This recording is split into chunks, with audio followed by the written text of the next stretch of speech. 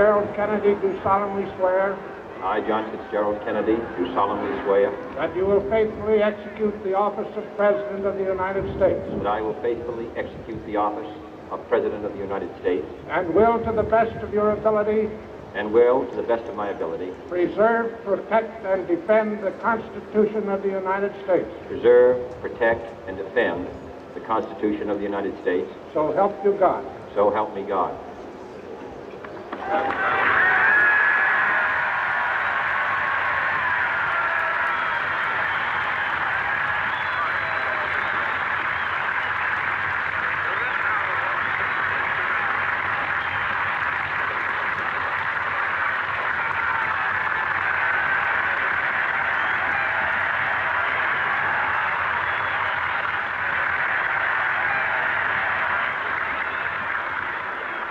Vice President Johnson, Mr. Speaker, Mr. Chief Justice, President Eisenhower, Vice President Nixon, President Truman, Reverend clergy, fellow citizens. We observe today not a victory of party, but a celebration of freedom, symbolizing an end as well as a beginning, signifying renewal as well as change. For I have sworn before you and Almighty God the same solemn oath our forebears prescribed nearly a century and 3/4 ago. The world is very different now, for man holds in his mortal hands the power to abolish all forms of human poverty and all forms of human life.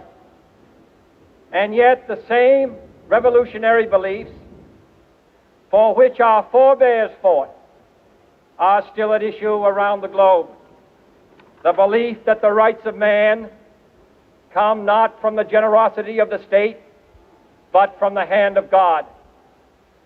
We dare not forget today that we are the heirs of that first revolution.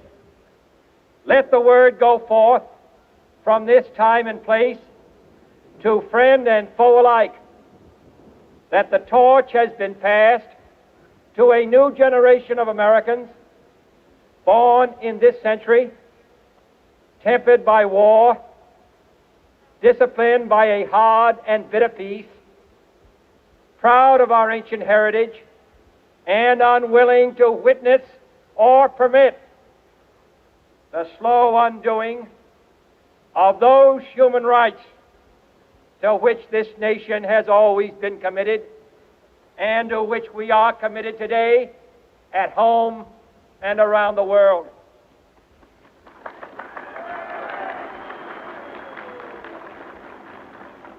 Let every nation know, whether it wishes us well or ill, that we shall pay any price, bear any burden, meet any hardship, support any friend, oppose any foe to assure the survival and the success of liberty.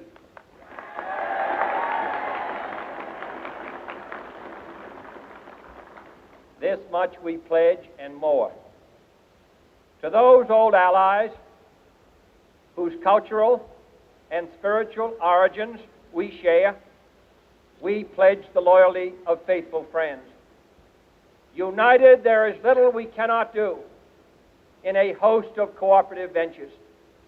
Divided, there is little we can do, for we dare not meet a powerful challenge at odds and split asunder.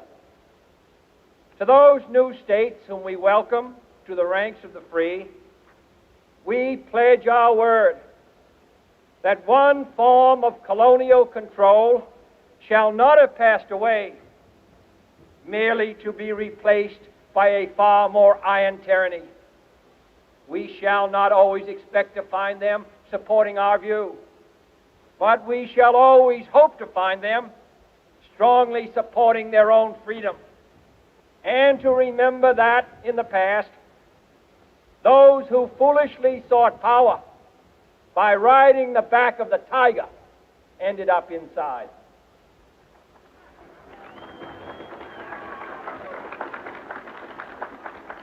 To those people in the huts and villages of half the globe, struggling to break the bonds of mass misery, we pledge our best efforts to help them help themselves for whatever period is required, not because the communists may be doing it, not because we seek their votes, but because it is right.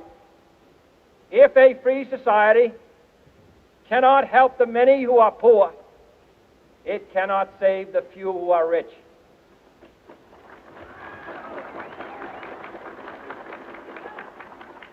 To our sister republics south of our border, we offer a special pledge to convert our good words into good deeds, in a new alliance for progress, to assist free men and free governments in casting off the chains of poverty. But this peaceful revolution of hope cannot become the prey of hostile powers. Let all our neighbors know that we shall join with them to oppose aggression or subversion anywhere in the Americas. And let every other power know that this hemisphere intends to remain the master of its own house.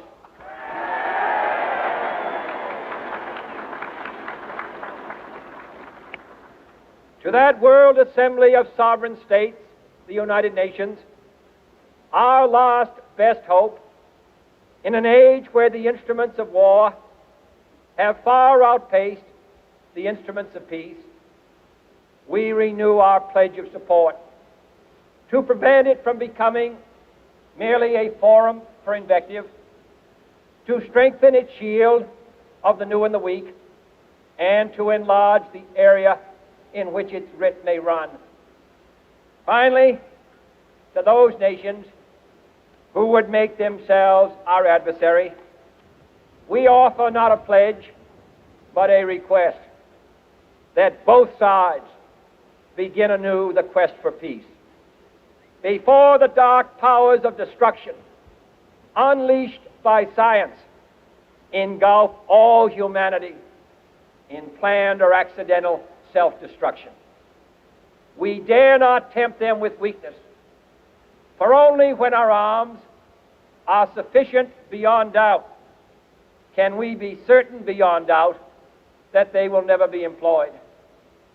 But neither can two great and powerful groups of nations take comfort from our present course, both sides overburdened by the cost of modern weapons, both rightly alarmed by the steady spread of the deadly atom, yet both racing to alter that uncertain balance of terror that stays the hand of mankind's final war.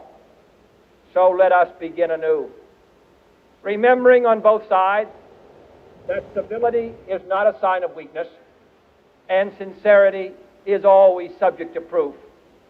Let us never negotiate out of fear, but let us never fear to negotiate.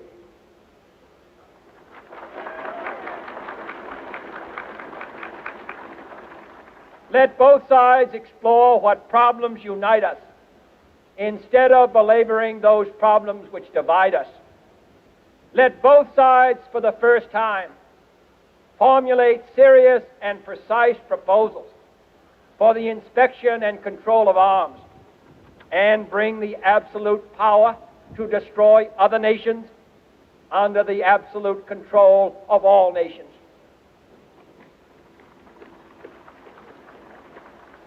Let both sides seek to invoke the wonders of science instead of its terrors.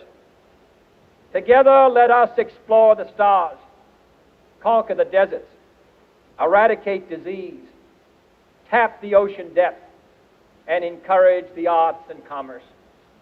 Let both sides unite to heed in all corners of the earth the command of Isaiah to undo the heavy burdens and let the oppressed go free.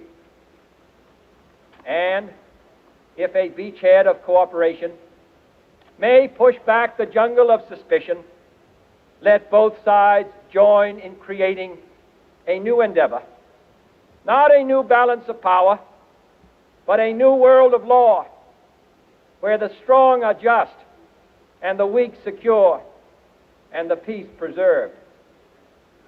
All this will not be finished in the first 100 days, nor will it be finished in the first 1,000 days, nor in the life of this administration, nor even perhaps in our lifetime on this planet. But let us begin.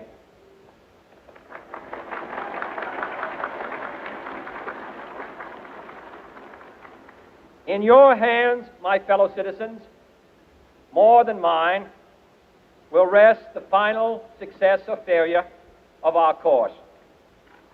Since this country was founded, each generation of Americans has been summoned to give testimony to its national loyalty. The graves of young Americans who answered the call to service surround the globe. Now the trumpet summons us again, not as a call to bear arms, though arms we need, not as a call to battle, though in battle we are, but a call to bear the burden of a long twilight struggle, year in and year out, rejoicing in hope, patient in tribulation, a struggle against the common enemies of man, tyranny, poverty, disease, and war itself. Can we forge against these enemies a grand and global alliance, north and south, east and west, that can assure a more fruitful life for all mankind? Will you join in that historic effort?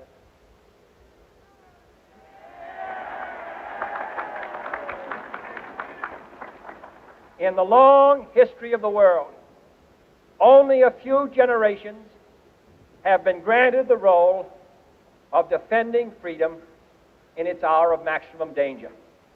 I do not shrink from this responsibility. I welcome it.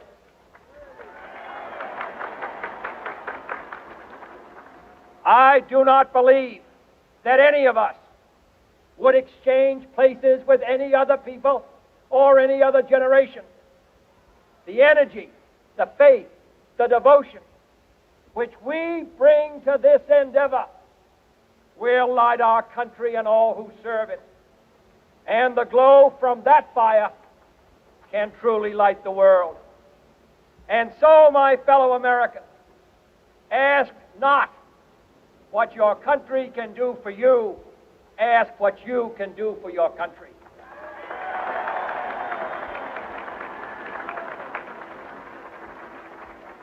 My fellow citizens of the world, ask not what America will do for you, but what together we can do for the freedom of man.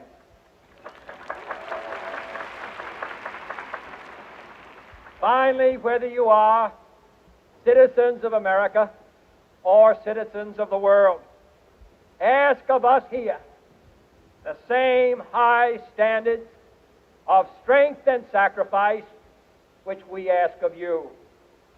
With a good conscience, our only sure reward, with history the final judge of our deeds, let us go forth to lead the land we love, asking His blessing and His help, but knowing that here on earth God's work must truly be our own.